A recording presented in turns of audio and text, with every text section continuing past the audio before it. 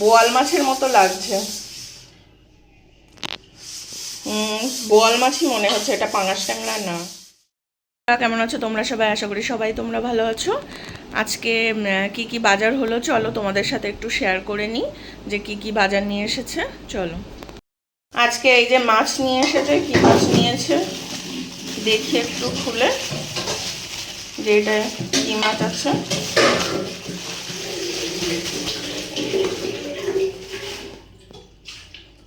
ও সোনা, এ বাবা,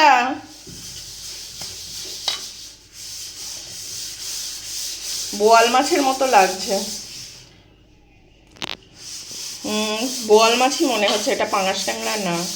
এটা বোয়াল মাছের মতোই লাগছে। তাহলে বোয়াল মাছ নিয়ে এসেছে। বাহ, বেশ ভালো।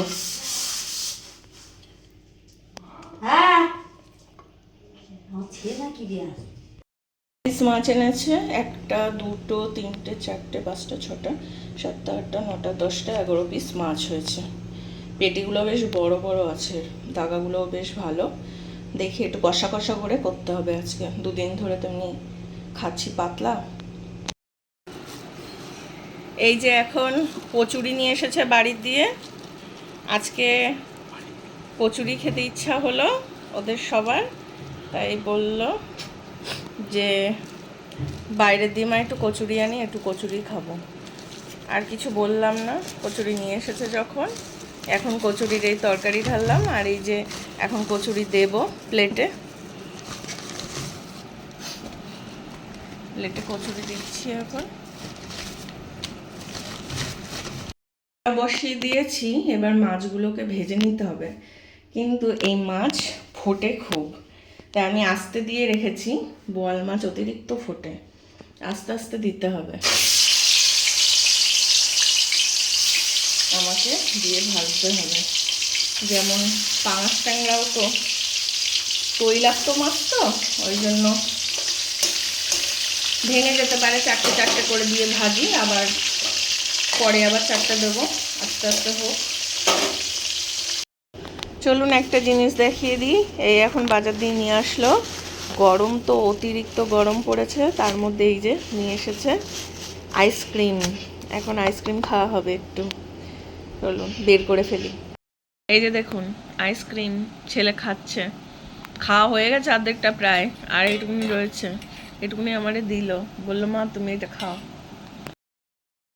আলু দিয়ে, টমেটো দিয়ে, পেঁয়াজ, আদা, রসুন, জিরে গুঁড়ো সব কিছু দিয়ে, হলুদ দিয়ে, নুন দিয়ে বসিয়ে দিয়েছি তরকারি। এখন কষানো হচ্ছে, এটা কষানো হবে, তারপরে জল দিয়ে দেবো। আর পুরো মাখা মাখা হবে তরকারিটা। আর এখানে মাছ ভেজে রেখে দিয়েছি, মাছ ভাজা রয়েছে।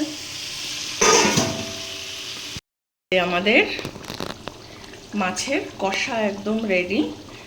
এখন অল্প অল্প ঝোল আছে, তো এই ঝোলটাকে আর বেশি করা যাবে না, গাঢ় পুরো ঝোলটা একদম। এই যে, আর এদিকে বসিয়ে দিয়েছি আমের চাটনি। গরমের সময় আমের চাটনি খেতে খুব ভালো লাগে। তো আমের চাটনিটা হচ্ছে, একটু ঘন ঘন হবে, একটু মানে হালকা পাতলা হালকা ঘন করব। আর মাছ পুরো রেডি, নামিয়ে ফেলবো এবার। বন্ধুরা, ছেলে 2টো গেঞ্জি পেয়েছে, তো পয়লা বৈশাখের জন্যেই। তো চলুন আপনাদেরকে দেখাই কেমন হয়েছে, বলবেন।